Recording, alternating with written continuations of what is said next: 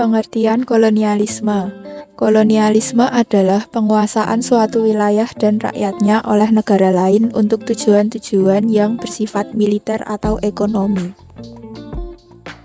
Pengertian imperialisme. Imperialisme adalah usaha untuk menguasai daerah lain atau perluasan daerah kekuasaan yang bertujuan untuk memperoleh kekayaan, kemewahan dunia, dan kebendaan dengan segala macam cara. Respon, adanya penjajahan dari bangsa Eropa, terutama Belanda, memulai pemahaman Indonesia terhadap lepasnya dari penjajahan. Para pendahulu melakukan masa pergerakan nasional di Indonesia dengan berdirinya organisasi-organisasi pergerakan. Masa pergerakan nasional 1908 sampai 1942 dibagi dalam 3 tahap. Yang pertama, masa penyusunan 1908 sampai 1920. Berdirinya organisasi seperti Budi Utomo, Sarekat Islam, dan Indich Party.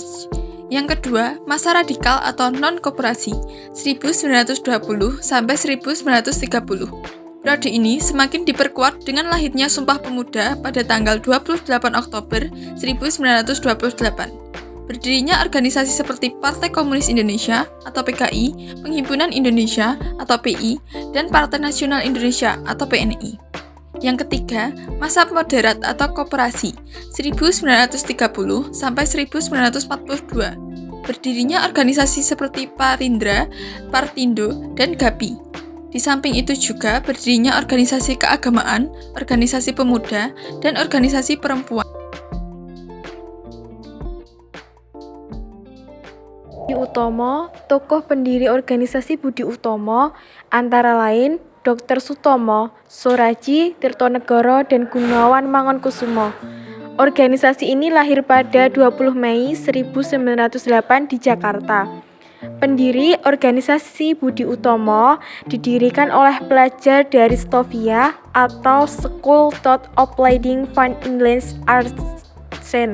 Organisasi Budi Utomo ini menjadi sebuah wadah dalam perjuangan, tujuannya untuk membebaskan rakyat dari kesengsaraan yang ada. Sarekat Islam. Pada tahun 1912, Cokro Aminoto mengubah nama organisasi Sarekat Dagang Islam menjadi Sarekat Islam. Perubahan nama tersebut bertujuan agar membangun persaudaraan, persahabatan, dan tolong-menolong di antara Muslim dan mengembangkan perekonomian rakyat. Keanggotaan SI atau Sarekat Islam terbuka untuk semua lapisan masyarakat Muslim. Walaupun organisasi ini berlabel agama, di mana selain kaum muslimin tidak boleh menjadi anggota, bukan berarti Sarekat Islam tidak peka terhadap perbedaan.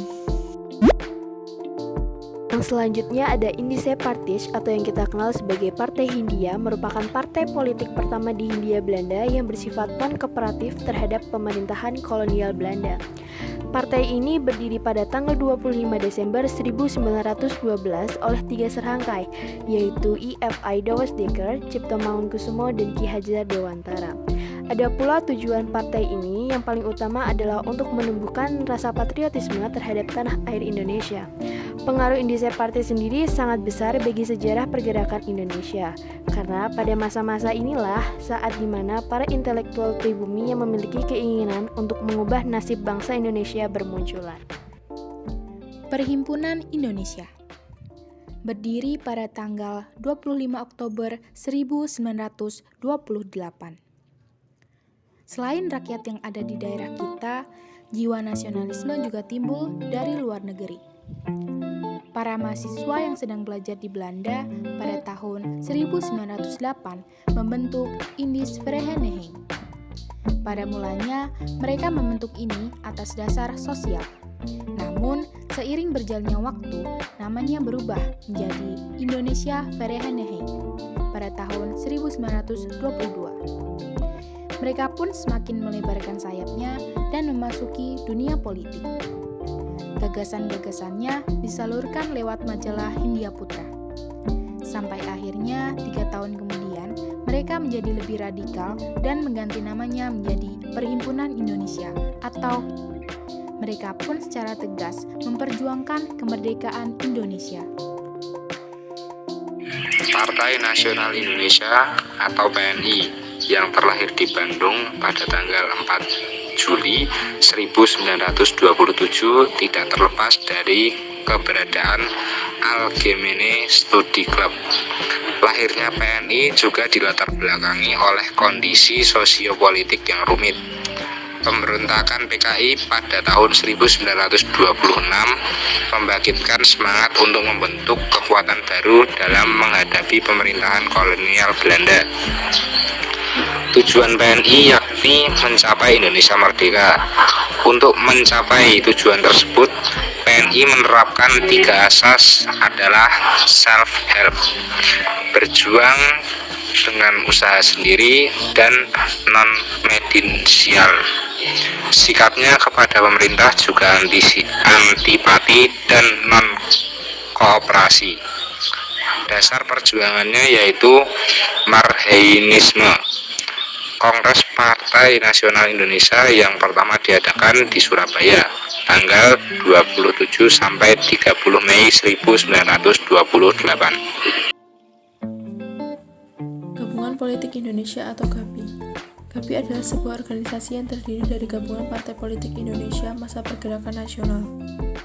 GAPI dibentuk pada tanggal 19 Maret 1939 atas inisiatif dari Muhammad Husni Tamrin. Organisasi ini terdiri dari beberapa partai politik yaitu Gerindo, Perindra, Partai Pasundan, Persatuan Minahasa, PSII, dan Persatuan Partai Katolik. GAPI dipimpin oleh beberapa tokoh besar partai politik seperti Muhammad Husni Tamrin, Amir Syarifuddin, dan Abikos Cokrosuyoso. Berdasarkan anggaran dasar organisasinya, GAPI memiliki tujuan untuk 1. Menyatukan partai politik Indonesia dalam perjuangan kedaulatan pemerintahan Indonesia. 2. Demokratisasi pemerintahan Indonesia. 3. Mencegah konflik antar partai politik Indonesia dalam melakukan perjuangan kemerdekaan. Dampak kolonialisme di bidang politik adalah sebagai berikut. Yang pertama, Dendles atau Raffles sudah meletakkan dasar pemerintahan yang modern. 2. Para bupati dijadikan pegawai negeri dan digaji. Padahal menurut adat istiadat, kedudukan bupati adalah turun-temurun dan mendapat upeti dari rakyat. 3. Bupati dijadikan alat kekuasaan pemerintah kolonial. Pamong praja yang dahulu berdasarkan garis keturunan sekarang menjadi sistem kepegawaian. 4. Jawa dijadikan tempat pusat pemerintahan dan membaginya menjadi wilayah prefektus. 5.